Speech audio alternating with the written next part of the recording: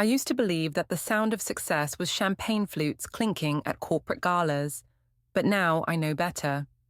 Success sounds like the gentle click of a recording device capturing your husband fucking your best friend in your marital bed. But I'm getting ahead of myself. 3 hours earlier, I was riding high at our company's quarterly celebration.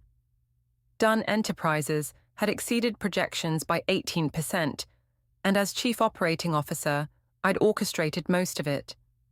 My husband Josh, CEO and public face of the company, was working the room with his trademark charm while I handled the actual executives who mattered.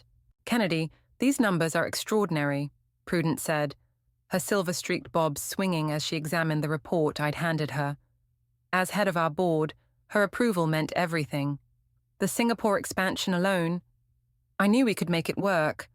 I allowed myself a small smile, the satisfaction warming me more than the mediocre Chardonnay. The team pulled all-nighters for weeks.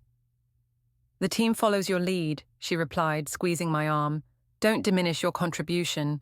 I nodded, scanning the ballroom. Crystal chandeliers cast a honeyed glow over 200 employees in their finest attire. 5 years of my life poured into this company. 5 years of missed vacations, postponed pregnancy plans, and takeout dinners eaten over spreadsheets at midnight. Josh caught my eye from across the room and winked. Even after 7 years of marriage, that wink still did something to me. His dark hair was perfectly disheveled, his tall frame commanding in a tailored suit I'd picked out. He raised his glass in my direction before turning back to a cluster of investors. "You two are still disgustingly in love," Ezra said, appearing at my elbow. My right-hand man at the company wore his usual expression, half smirk, all intelligence. "We make it work." I shrugged but couldn't hide my smile. Even when he gets all the credit for my ideas. "The Kennedy Dunn special." Ezra clinked his glass against mine. "You do the work, he gives the speeches." "It's a partnership," I corrected him, though the truth stung slightly. "We each have our strengths." My phone buzzed. A text from Amelia. "Sorry I'm missing the party. Killer migraine. Rain check on our celebration lunch tomorrow." I frowned. Amelia had been my closest friend since business school. As our head of marketing, she rarely missed company events. "Feel better? I'll bring soup later," I replied. The gala wound down around 11. Josh was deep in conversation with potential investors from Tokyo. "I'm heading home," I whispered in his ear. "Don't be too late. We have that thing tomorrow." He looked momentarily blank. "The anniversary brunch? With my parents?" I prompted. "Right, of course," he kissed my cheek. "I'll wrap this up soon, promise." I drove home feeling satisfied, if exhausted. Our modernist house sat dark and quiet on its hillside perch. I kicked off my heels at the door, padding barefoot through the kitchen for a glass of water. That's when I heard it. A muffled laugh from upstairs. A woman's laugh. My body knew before my mind did. A cold wave washed through me, leaving my fingertips tingling. I moved silently up the stairs, each step an eternity. Our bedroom door was cracked open, a sliver of golden light spilling into the hallway. "We should stop," a female voice murmured. Familiar. Too familiar. "It's our anniversary too," Josh replied, his voice husky. 7 months. Besides, she'll be at the gala for hours. My lungs seized. "Anniversary? With who?" I pushed the door open. Time fragmented. Josh's naked back. Honey blonde hair splayed across my pillowcase. Amelia's flushed face turning toward me, her eyes widening in horror. "Kennedy!" Josh scrambled up, grabbing at sheets. "This isn't what it looks like." My voice came from somewhere far away. "Because it looks like you're fucking my best friend in our bed." Amelia was crying now, clutching the duvet to her chest. "Kennedy, please." 7 months, I said, the number echoing in my head. "You've been celebrating monthly anniversaries while I've been building your fucking company." Josh stepped toward me, hand outstretched. "Baby, let me explain." "Don't." The words sliced through the air between us. "Don't you dare call me that." I backed away, my mind racing ahead of my body. 7 months. All those late meetings. The weekends Amelia was visiting her sister. The business trip to Vancouver, where Josh lost his wedding ring. I'd been so blind. "Kennedy, we need to talk about this," Josh pleaded, pulling on boxers. "It's complicated." A strange calm settled over me. "No, it's actually very simple." I walked to the nightstand and picked up my phone, opened the recording app, hit stop. Their faces changed as understanding dawned. "What are you doing?" Josh asked, voice tight with panic. I smiled, though it felt like my face might crack. "Getting clarity." I turned and walked out, Josh calling after me. In the hallway, I leaned against the wall, legs suddenly weak. My hand closed around the phone, knuckles white. They thought they knew me. Sweet, supportive Kennedy, who handled the details while others took the spotlight. The woman who built a company while her husband built a brand on her back. They had no idea what I was capable of. And that was their first mistake. Rain lashed against my windshield as I drove aimlessly through the city, the wipers keeping frantic time with my heartbeat. I couldn't go back home. Not tonight, not to that bed. I pulled into the parking garage of my office building, killing the engine, but remaining frozen in my seat. The recording on my phone burned in my pocket like a live coal. 7 months. 7 fucking months of lies, while I'd been working myself to exhaustion for our company, for our future. My phone lit up with Josh's face for the 12th time. I declined the call and watched as 3 text messages appeared in quick succession. "Kennedy, please come home. We need to talk. It's not what you think." I laughed bitterly. "Not what I think?" I'd seen his bare ass pumping between my best friend's thighs on Egyptian cotton sheets I'd picked out during our anniversary trip to Cairo. The 13th call, this time from Amelia. I answered before I could think better of it. "Kennedy, I'm so sorry." Her voice broke. "When did it start?" My voice was eerily calm. "Please, can we talk in person? I can explain." "When did it start?" A pause. "The Tokyo conference last November." November, when I'd stayed behind to finalize the Singapore deal while they represented the company overseas. 8 months ago, not 7. Another lie. "Did you fuck in our hotel suite in Vancouver when Josh conveniently lost his wedding ring?" Her silence was confirmation enough. "Kennedy, it just happened. We never meant—" "Stop talking." My knuckles whitened around the phone. "You don't get to rewrite this into some tragic love story. You made choices. Every single day for 8 months, you chose to betray me." "What are you going to do?" Her voice was small, frightened. I thought about the recording, about the board meeting next week, about the fact that I'd built Dunn Enterprises from the ground up while Josh played figurehead. "I haven't decided yet," I said. "But when I do, you'll be the last to know." I ended the call and stepped out into the empty office building. The security guard nodded as I swiped my badge. "Working late, Ms. Dunn?" "Something like that, Marcus." My office was a glass-walled corner space with views of the city skyline, now obscured by sheets of rain. I sank into my chair, finally allowing the tears to come. They burned hot tracks down my cheeks as thunder cracked outside. I pulled out my phone and played the recording, forcing myself to listen to their betrayal again. Their voices mingled with the storm, intimate, conspiratorial. I'd been such a fool. A soft knock interrupted my thoughts. Ezra stood in the doorway, his expression grave. "I saw your car in the garage," he said. "Everything okay?" I wiped my face quickly. "What are you doing here at midnight?" Finalizing the Hong Kong presentation, he stepped inside, closing the door. "Kennedy, what happened?" The concern in his voice broke something in me. "Josh and Amelia, they've been having an affair. 8 months. Ezra's face hardened. "Jesus Christ." "I caught them, tonight, in our bed." He crossed to the small bar cabinet and poured 2 fingers of whiskey into glass tumblers. "Here," he said, handing me one. "Medicinal purposes." The liquor burned a path down my throat. matching the fire building in my chest. I recorded them, I said, after I caught them. They admitted everything. Ezra's eyebrows shot up. That's smart. Painful, but smart. I don't know what I'm going to do with it yet. I took another sip. But I know I want them to hurt like I'm hurting. You could take him for everything in the divorce, Ezra suggested. The house, half the company. Half? I laughed harshly. I built this company. The Singapore expansion, my idea, the Hong Kong merger, my negotiations. Josh is the pretty face who gives speeches I write. Ezra studied me carefully. What are you thinking, Kennedy?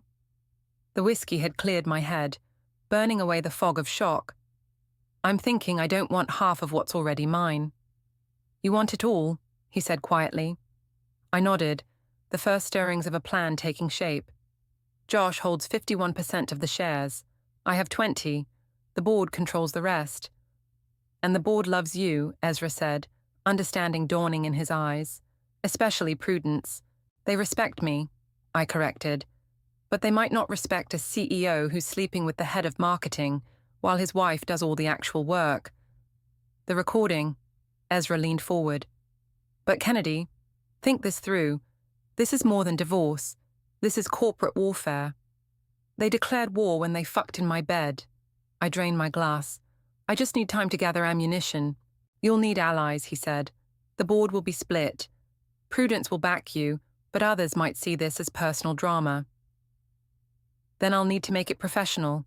I stood up, moving to the window. The storm was passing, the first hints of dawn breaking through dark clouds. I need to know everything. Company finances, board member loyalties, Josh's other potential indiscretions. I can help with that, Ezra said. But Kennedy, are you sure? Once you start this, I've spent 7 years of my life building Josh's dream while putting mine on hold. I turned to face him, something cold and determined settling in my chest. It's time I took back what's mine. As the first light of morning spilled across the city, I made my decision. Josh and Amelia thought they knew me. The supportive wife, the loyal friend, the woman who worked in the background. They were about to meet the real Kennedy Dunn. I spent the weekend in a hotel, ignoring Josh's increasingly desperate texts while methodically planning my next moves. By Monday morning, I'd crafted a mask of composure that felt foreign on my face but necessary for what came next. The elevator doors opened to our executive floor, and I stepped out wearing armor, a crimson power suit, 4-inch heels, and lipstick to match. Conversations hushed as I walked past. News travels fast, even when no one knows the full story yet. Kennedy. Josh appeared from his office, dark circles under his eyes. Thank God. We need to talk. I smiled thinly. We certainly do. Your office or mine? His relief was palpable as he ushered me into his corner office, with its sweeping views and oversized desk. I'd chosen this furniture. I'd selected the art on his walls. I'd built the company whose logo hung behind his desk. I've been going crazy, he said, closing the door. You disappeared all weekend. I needed space to think. I remained standing, maintaining distance between us, and to plan my next steps. Kennedy, what happened with Amelia? It was a mistake, a terrible lapse in judgment. A lapse that lasted 8 months? I raised an eyebrow. That's quite a lapse, Josh. He ran his hands through his hair. It didn't mean anything. You have to believe me. I don't have to believe anything you say ever again. My voice remained steady. But I am curious. Did you think I wouldn't find out, or did you just not care? Of course I cared. I love you, Kennedy. You're my wife. And your COO, I added. The woman who built this company while you played golf with investors. His expression hardened slightly. That's not fair. We built this together. Did we? I pulled out my phone. Because on this recording, you seem pretty clear about whose company this is. What was it you said to Amelia? Kennedy will be working late at my company again. The color drained from his face. You're not seriously thinking of using that. I'm not just thinking about it. I moved closer, lowering my voice. I've scheduled a special board meeting for Friday. I'm proposing a restructuring of leadership. You're trying to take my company?" Disbelief warred with anger on his face.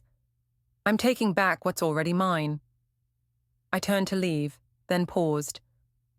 "Oh, and Josh? I'd start looking for a new head of marketing. Amelia's position will be opening up very soon." I walked out, heart hammering against my ribs but head high. In the hallway, I nearly collided with Ezra. "That went well," he murmured, falling into step beside me. "You look like you just conquered a small nation." "First skirmish," I replied. "The war's just beginning. Did you get what I asked for?" He nodded, following me into my office and closing the door. "Financial records for the past 3 years, board member voting patterns, and—" He hesitated. "Something else you should see." He handed me a folder. Inside were expense reports with highlighted entries, hotel charges in cities where we had no business, restaurant bills for 2, on nights Josh claimed to be working late, a jewelry purchase from Tiffany's that I'd never received. "There's more," Ezra said quietly. "Amelia isn't the first." The floor seemed to tilt beneath me. I gripped the edge of my desk. "Who else?" "A client in Boston last year. An intern before that. She was transferred suddenly to the London office." Each word was a fresh cut. Not just Amelia. Not just a one-time betrayal. A pattern. "Kennedy?" Ezra's voice seemed far away. "Are you okay?" I sank into my chair, the carefully constructed facade crumbling. "I thought I knew him," I whispered. 7 years of marriage, and I didn't see this coming." Ezra crouched beside my chair, his expression grave. "This isn't on you. Josh is the one who broke your trust. But I should have known. All those late nights, the sudden trips." My voice caught. I was so focused on making this company successful that I missed what was happening right in front of me. "You trusted your husband. That's not a failure." I wiped away a tear that had escaped despite my best efforts. "It feels like one." "Use it," Ezra said firmly. "Channel it into taking back what's yours." A knock interrupted us. Prudence stood in the doorway, her expression unreadable. "Kennedy, do you have a moment?" Ezra squeezed my hand before leaving, closing the door behind him. "I understand you've called a special board meeting," Prudence said, settling into a chair across from me. "Yes." I straightened, pulling my professional mask back into place. "There are leadership concerns I need to address. This wouldn't have anything to do with why you and Josh arrived separately today, or why Amelia called in sick." I hesitated, weighing how much to reveal. Prudence had been my mentor since I joined the company, but she was also head of the board, the very board I needed to convince. "Josh and Amelia have been having an affair," I said finally, "for 8 months." Prudence's expression didn't change. I suspected something was happening. "I'm sorry, Kennedy. You knew." The betrayal stung afresh. "I had concerns," she clarified. "Office rumors, patterns I recognized from previous companies. But suspicion isn't proof." "Well, I have proof now." I gestured to the folder on my desk. "And it goes beyond their affair. Josh has been misrepresenting his role in this company's success for years." Prudence studied me carefully. "What exactly are you proposing at this board meeting?" "A leadership restructuring. I want Josh removed as CEO.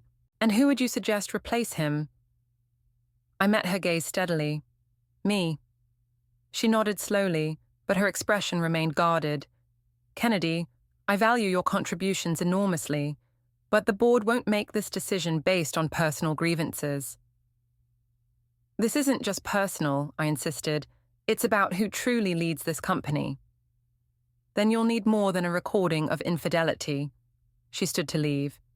"You'll need to prove you're the better choice for CEO, not just the wronged wife." As the door closed behind her, I realized my approach needed to shift. This wasn't just about exposing Josh's betrayal. I needed to demonstrate why I deserved to lead. The game had changed, and so must my strategy. The next morning, I arrived at the office before dawn. The cleaning staff looked surprised to see me, as I unlocked my door and immediately spread financial reports across my desk. If Prudence wanted proof I deserved to be CEO, I would bury the board in evidence. By 8, I had compiled 3 years of strategic initiatives I'd spearheaded, complete with revenue impacts. The Singapore expansion alone had increased our market share by 12%. My fingerprints were on every major success this company had achieved. A soft knock interrupted my focus. Daria, Amelia's younger sister, and our HR director stood in my doorway, her expression a mixture of embarrassment and determination. "Kennedy," she said quietly, "do you have a minute?" I gestured to the chair across from me, instantly on guard. Daria and I had always been friendly, but her loyalty to Amelia made this conversation dangerous territory. She sat, hands twisting in her lap. "I know about Josh and my sister." "I assumed you did." I kept my voice neutral. "Amelia tells you everything." "Not this time." Her eyes met mine. "I found out yesterday when she called me crying. I had no idea, Kennedy, I swear." I studied her face, looking for deception, but finding only distress. "Why are you telling me this?" "Because I respect you." She leaned forward. "And because Amelia asked me to do something I can't do." My pulse quickened. What did she ask? "She wants me to delete emails from the server, communications between her and Josh." Daria shook her head. "It's not just unethical, it's potentially illegal."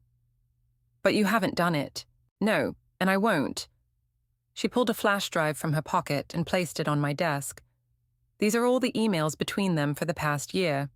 Company communications only. I don't have access to their personal accounts." I stared at the small device. "Why are you giving me this?" "Because what they did was wrong." Her voice hardened. "And because there's something else you should know. They used company resources to fund their meetings. Josh approved expense reports for business trips that were actually rendezvous," I finished. "I've seen some of the reports. There's more." She hesitated. "Josh has been pressuring the finance team to reclassify certain expenses. Personal things charged to the company. Gwendolyn in finance has been pushing back, but he's her boss." Gwendolyn Sherman. We'd butted heads for years. She thought my growth strategies were too aggressive. I found her overly cautious, but her integrity was unquestionable. "Thank you, Daria." I picked up the flash drive. "This couldn't have been easy for you. Amelia's my sister and I love her," she said, standing. "But what they did to you was cruel. And what Josh is doing to this company isn't right either."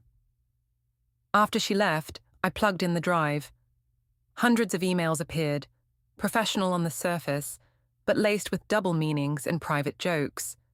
Meeting requests for strategic planning with room numbers attached. Budget approvals for conferences they attended together. But the most damning were exchanges about me. "Josh, Kay working late again. Dinner at Maison Bleue? 8 p.m. Amelia, perfect. She'll never know.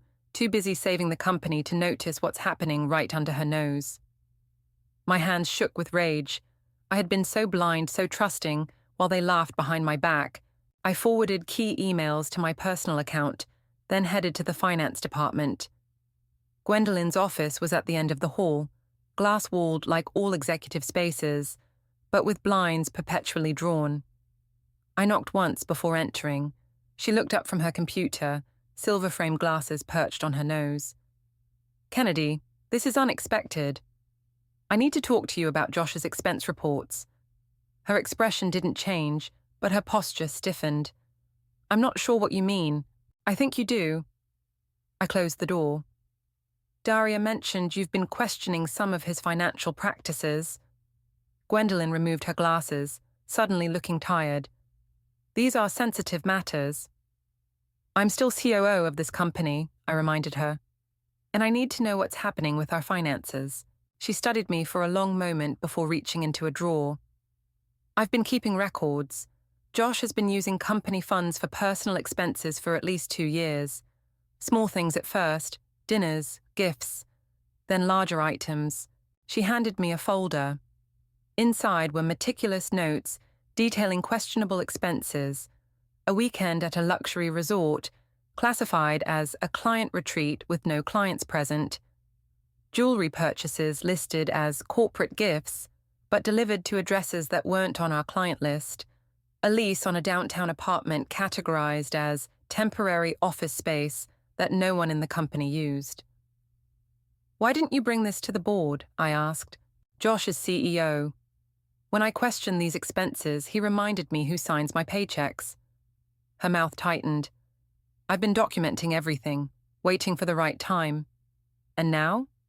Now you're here asking questions." She reclaimed the folder. "What exactly are you planning, Kennedy?" I took a deep breath.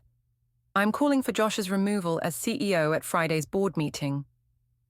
Instead of shock, I saw calculation in her eyes. Based on financial impropriety or his affair with Amelia. Both, and more. I leaned forward. "I need your help, Gwendolyn. The board respects you. If you present these financial discrepancies—" "I'd be putting my career on the line," she interrupted. "Josh has friends on that board."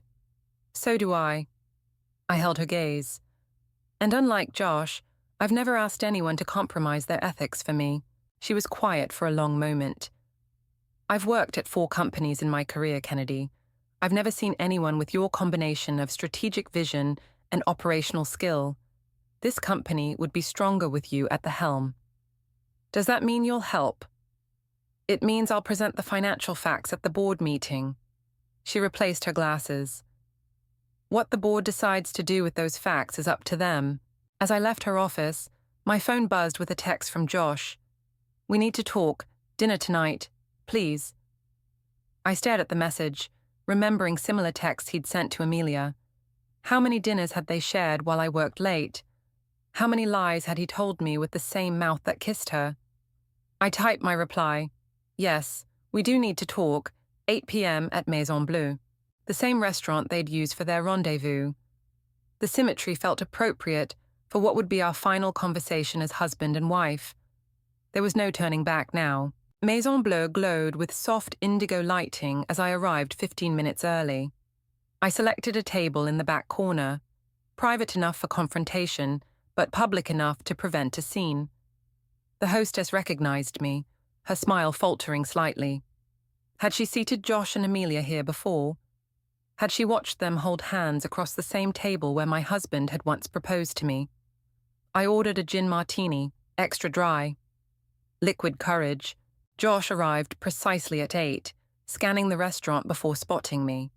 He looked haggard, his usual confidence dimmed. "Good." "Thank you for coming," he said, sliding into the seat across from me. "I wasn't sure you would." I almost didn't. I took a slow sip of my drink. "But we have things to discuss." He ordered scotch, neat, then leaned forward. "Kennedy, I know I've hurt you terribly, but we can work through this. Couples therapy, time apart, whatever you need." "What I need," I said carefully, "is for you to resign as CEO." His face went slack with shock before hardening. "That's not happening." "Then I'll present evidence of your affair with Amelia to the board on Friday, along with proof you've been misappropriating company funds for personal use." "You're bluffing." But uncertainty flickered in his eyes. I pulled out my phone, scrolling to the emails Daria had provided. Expense reports for hotel rooms where you met Amelia. Jewelry purchases classified as corporate gifts. That apartment downtown you've been charging to the company, is that where you took her when you didn't want to risk being seen at hotels? The color drained from his face. "Kennedy, I'm not finished." My voice remained steady, despite the rage boiling beneath. "I have the recording from our bedroom. I have testimony from Gwendolyn about financial improprieties. I have years of documentation showing I've been the operational force behind this company while you played figurehead." "This is insane." He downed his scotch in one swallow. "You're talking about destroying everything we've built together over a personal matter. You destroyed it when you fucked my best friend in our bed." The words came out sharper than I intended, drawing glances from nearby diners. I lowered my voice. "You destroyed it when you used company resources to fund your affair." And what about the employees? He challenged. The people whose livelihoods depend on this company's stability. You're willing to risk all that for revenge? His question hit harder than expected. I'd been so focused on my own pain, my own justice, that I hadn't fully considered the collateral damage. Hundreds of employees whose jobs might be jeopardized by a public scandal. The company's stock would plummet. Clients might pull contracts. This isn't about revenge, I said finally. It's about consequences. You made choices, Josh. Now face them. By destroying both our careers? He shook his head. Think about what you're doing, Kennedy. If you go nuclear at that board meeting, nobody wins. A server appeared with menus. We both waved them away. What are you proposing? I asked after she left. A clean break. I'll give you a generous divorce settlement. You can keep your position as COO. We'll tell everyone we've grown apart. No scandal, no damage to the company. I laughed bitterly. So you keep everything that matters to you, and I get, what? Money? The job I already have? What do you want, Kennedy? I want to stop feeling like a fool. My voice cracked slightly. I want to walk into that office without everyone whispering about how the COO couldn't even keep her husband faithful. I want to not have built a company that my husband uses to finance his affairs. Something shifted in his expression, not quite remorse, but recognition. I never meant to hurt you. That's the problem, Josh. You never thought about me at all.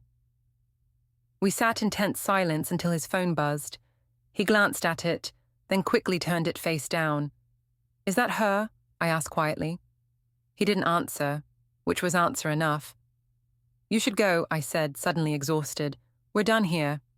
Kennedy, I'll see you at the board meeting. I signaled for the check. Unless you want to reconsider your resignation.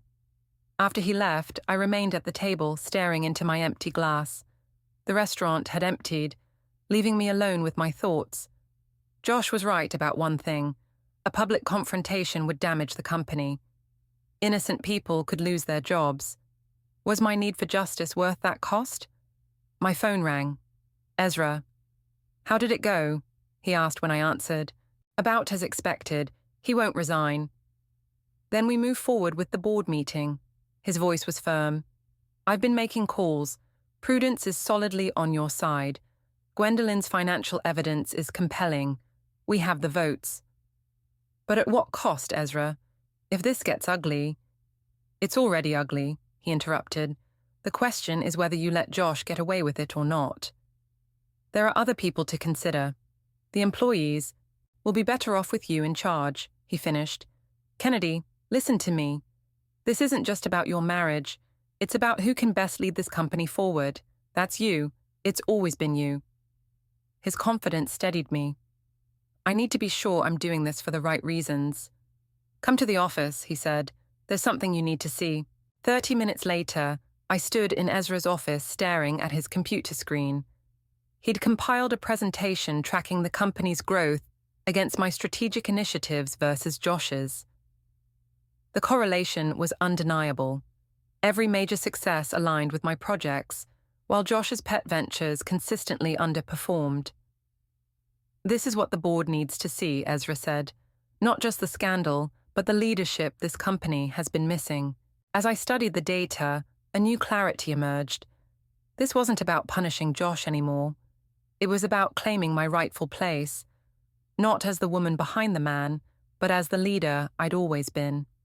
We need to change our approach, I said, straightening. Less focus on the affair, more on the future of the company. Ezra smiled. Now you're thinking like a CEO. My phone buzzed with a text. Unknown number. Kennedy, it's Amelia. Josh just told me everything. We need to talk before the board meeting. I know things about him that you don't, things that will help you. I showed Ezra the message. It's a trap, he said immediately. They're desperate. Or she's turning on him to save herself. I stared at the message, weighing possibilities. Either way, I want to hear what she has to say. Kennedy, be careful. You're so close. I know. I pocketed my phone. But information is power, and I need all the power I can get before Friday. The game was changing again. But this time, I was the one changing the rules. I agreed to meet Amelia at a coffee shop across town. Neutral territory, far from both work and our social circles. When I arrived, she was already there, hunched over a mug in the farthest corner. Her usual polished appearance had crumbled.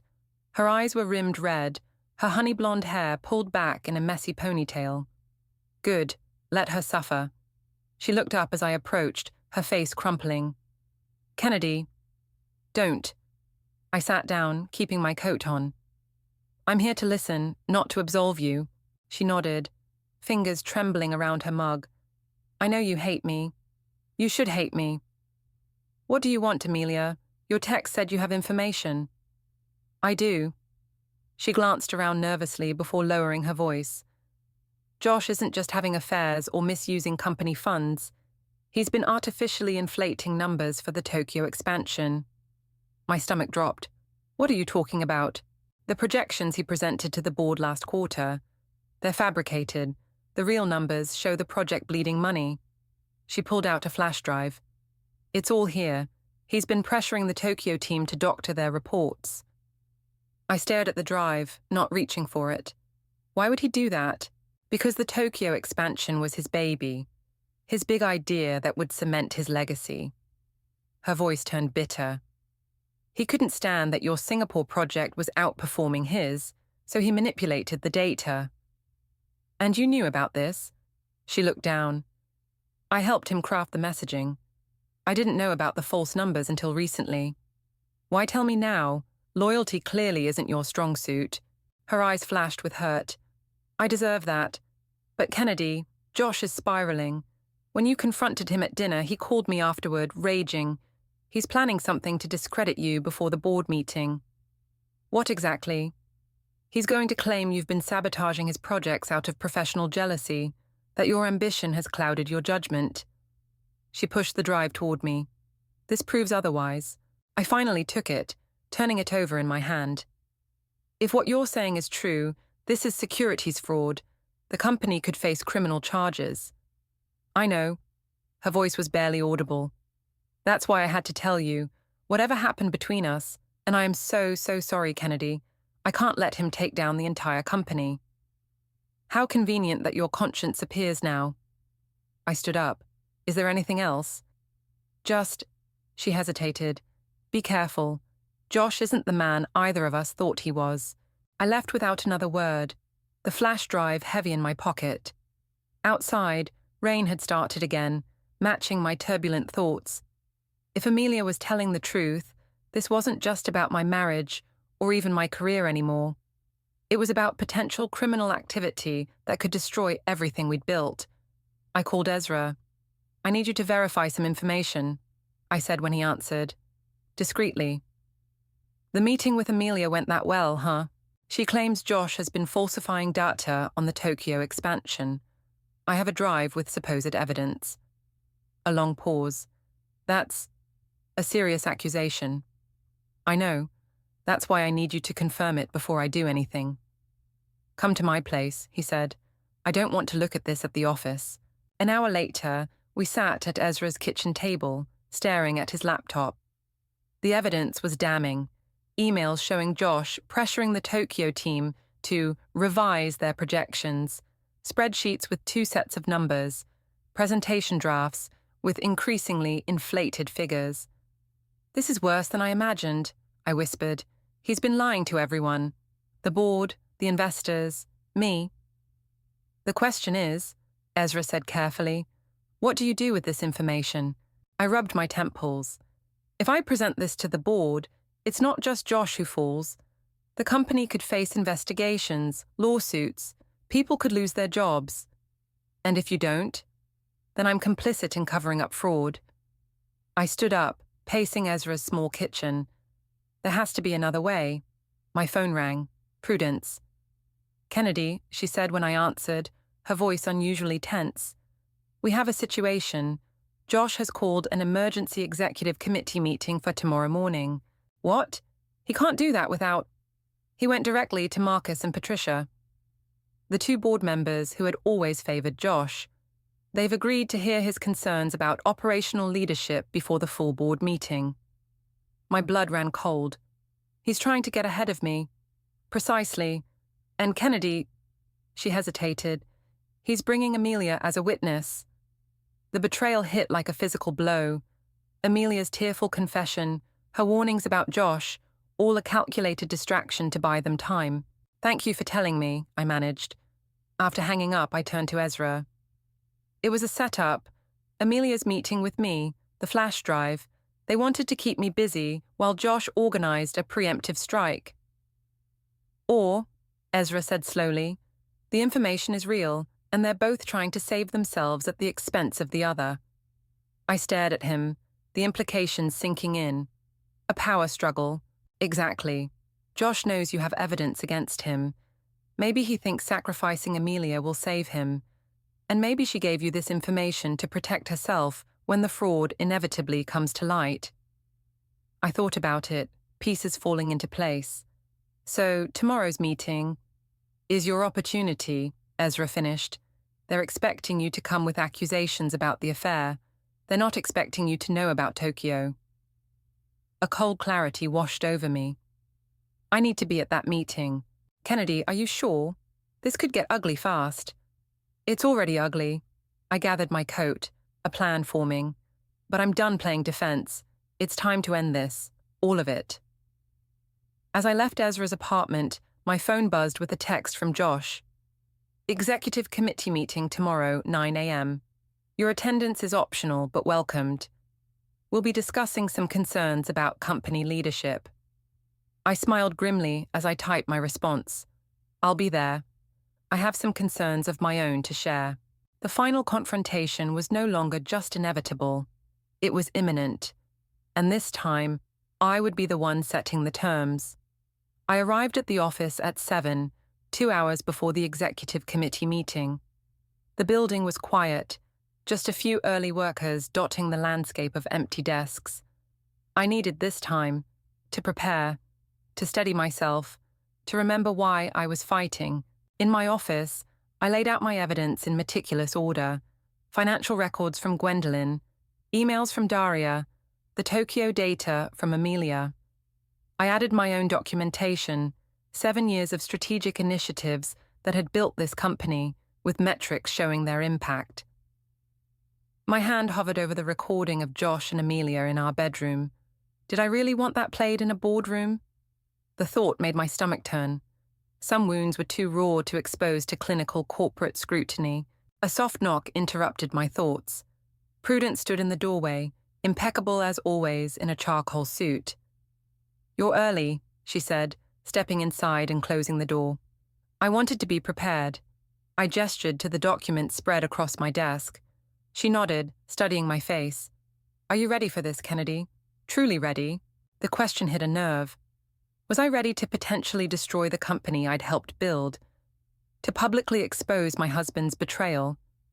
To face the whispers and pitying glances that would follow? "I have to be," I said finally. "No." She sat down across from me. "You have choices. Always remember that." "What would you do?" I asked quietly. She considered this, her expression thoughtful. "I've been in business for 30 years, Kennedy. I've seen marriages crumble, partnerships dissolve, companies implode from internal strife." She leaned forward. "The winners aren't those who strike the hardest blow. They're the ones who know exactly when and where to strike, and when to show mercy." "Mercy?" I laughed bitterly. "After what they did, not for them, for yourself." She stood up. "Don't let anger make your decisions. Lead with your strength, that brilliant mind that always sees 3 moves ahead." She left me with those words echoing in my head. 3 moves ahead. What did I really want from this confrontation? Revenge? Justice? Or something else entirely? By 8:45, the executive committee members had gathered in the main boardroom. Marcus and Patricia flanking an empty chair at the head of the table, presumably for Josh. Prudence sat opposite them, her expression neutral. Gwendolyn had positioned herself near the financial presentation equipment, spreadsheets already loaded. I chose to stand by the window, watching rain streak against glass while my heart hammered in my chest. The door opened, and Josh entered with Amelia trailing behind him. They'd arrived separately, maintaining the pretense that this wasn't a coordinated attack. Josh faltered slightly when he saw me, then recovered with a practiced smile. "Kennedy, I'm glad you could join us." "I wouldn't miss it," I replied, my voice steadier than I felt. He took his seat at the head of the table, Amelia settling nervously beside him. I remained standing. "I've called this meeting," Josh began, "because I have concerns about operational leadership that can't wait until Friday's board meeting." "Specifically?" Prudence asked. Josh glanced at Amelia, who shifted uncomfortably. "There have been attempts to undermine my authority as CEO, conversations with board members behind my back, accusations that could damage the company if made public." "Interesting," I said, finally moving to the table but not sitting. "And who exactly is undermining your authority?" He met my gaze directly. "You are, Kennedy. You've been contacting board members with allegations about my personal life that have nothing to do with this company's performance." "Nothing to do with the company?" I raised an eyebrow. "So company funds used for hotel rooms where you met Amelia have nothing to do with business?" A flush crept up his neck. Or perhaps the apartment downtown, charged to the corporate account where you conducted your affair." "Is that a business expense, Josh?" Murmurs rippled around the table. Gwendolyn stepped forward, distributing folders to each committee member. "These are the financial discrepancies I've documented over the past 2 years," she said calmly. "Expenses approved by Mr. Dunn that cannot be reconciled with legitimate business activities." Josh's composure cracked. "This is absurd. Kennedy is twisting normal business expenses into something sinister because of personal grievances." "Personal grievances?" My laugh held no humor. "Is that what we're calling it when I found you fucking my best friend in our bed?" The room went silent. Amelia stared at the table, her face crimson. "That's enough," Marcus said, clearly uncomfortable. "This is precisely why personal matters shouldn't be brought into business discussions." "I agree," I said, surprising everyone. "So let's focus strictly on business." I moved to the presentation screen, plugging in my flash drive. "Let's discuss the Tokyo expansion." Josh went very still. "What about it?" "The board approved that project based on projected returns of 22% in the first year." I pulled up the doctored spreadsheets Josh had presented, then the actual data side by side. But the real numbers show a loss of 8% and growing. Patricia leaned forward, frowning. "Is this accurate?" "Ask Josh," I said quietly. "Ask him why he pressured the Tokyo team to falsify their reports. Ask him why he presented manipulated data to this board." All eyes turned to Josh, whose face had gone ashen. "This is a misunderstanding," he stammered. "Those are preliminary numbers that needed context." "No," Amelia interrupted, her voice shaking. "They're falsified. I helped craft the presentations. I knew the numbers looked too good, but Josh insisted they were accurate." Josh's head snapped toward her. "What are you doing?" "Telling the truth," she said, not meeting his eyes. "Finally." The room erupted in overlapping questions. I remained silent, watching Josh's carefully constructed world collapse. This was the moment I'd been fighting for, his public unmasking, his humiliation. But as I watched him desperately trying to explain away the evidence, I felt no triumph. Only a hollow ache for what we'd lost and the company now at risk.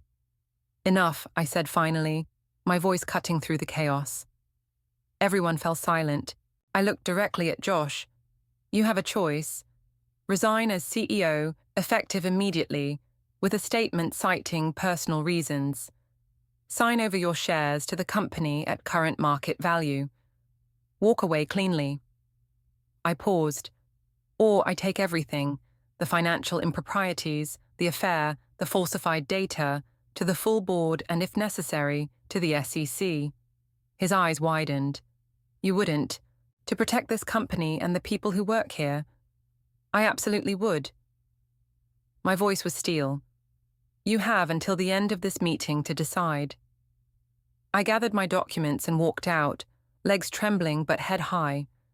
In the hallway, I pressed my forehead against the cool wall, exhaling slowly. Prudence appeared beside me. 3 moves ahead, she said softly. Well played. It's not over yet. No, she agreed, but you've given him a path that saves the company, even if it doesn't save him. She squeezed my shoulder. That's leadership, Kennedy. Real leadership. 20 minutes later, the boardroom door opened.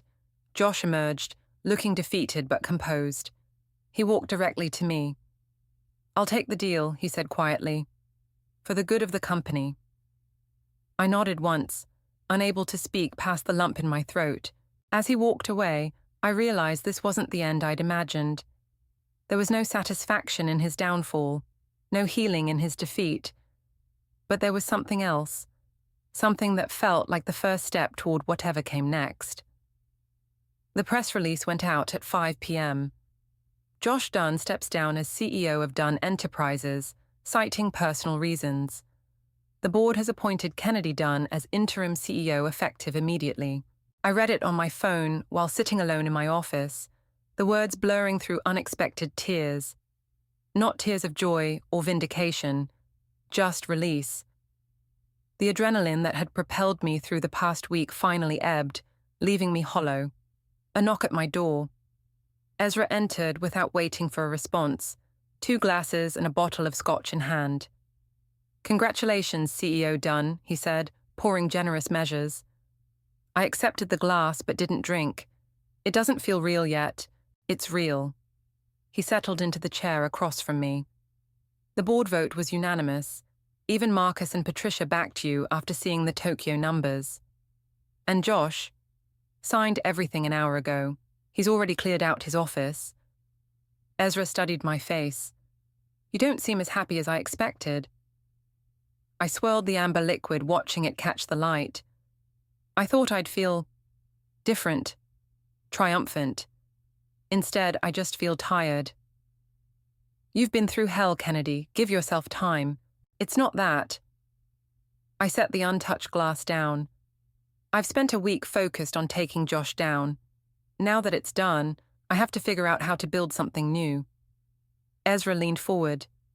You've already built this company once. You can do it again, this time with your name on the door. That's just it. I'm not sure I want my name on the door. The admission surprised even me. At least not this door. His brow furrowed. What are you saying? I need to think. I stood up. I'm going for a walk. Outside, the rain had stopped, leaving the city streets gleaming under streetlights. I walked without direction, my mind finally quiet enough to hear the questions I'd been avoiding. What did I actually want? Not just professionally, but for my life. I'd poured everything into Dunn Enterprises, my time, my creativity, my future. I'd defined myself by my role there, by my marriage to Josh. Now both were irrevocably changed. Who was I without those definitions? My phone buzzed, a text from Daria. Amelia cleaned out her desk. She left a letter for you with security. I changed direction, heading back toward the office. The security desk was staffed by Marcus's night shift replacement, a young woman who handed me a sealed envelope without comment. I took it to the rooftop garden, a project I'd championed 3 years ago when we expanded to the top floor. The city spread below, a tapestry of lights against the night sky. Amelia's handwriting was as familiar as my own. Kennedy, I won't ask for forgiveness. What I did was unforgivable. But I need you to know the truth. All of it. I didn't fall in love with Josh. I fell in love with his power, with the way he made me feel important. It was never about him. It was about what I thought he could give me that I couldn't give myself. I see now that the person with real power was always you. You built this company. You created something lasting. Josh and I just took what didn't belong to us. I'm leaving the city. Daria doesn't know where I'm going, so please don't ask her. I need to start over somewhere I haven't destroyed everything good in my life. I hope someday you find happiness again. You deserve it more than anyone I know. Amelia. I folded the letter, tucking it into my pocket. No apology could undo what she'd done, but her words clarified something I'd been struggling to articulate. I pulled out my phone and called Prudence. "I need to see you," I said when she answered. "Tonight, if possible." An hour later, we sat in her home office, the walls lined with books and awards from her 4 decades in business. "You've made a decision," she said, reading my expression. "I have." I took a deep breath. "I'm not staying as CEO." Her eyebrows rose. "After everything you did to claim that position?" "I didn't fight for the title. I fought for recognition of my worth." I leaned forward. "And now I need to decide what that worth means to me, not to Josh, not to the company, not to anyone else." "And what have you decided?" "I'm starting over, a new company, built on my terms from the beginning." The idea had crystallized during my walk, feeling more right with each step. "I'd like you to join me." She smiled slowly. "Bold move. What kind of company?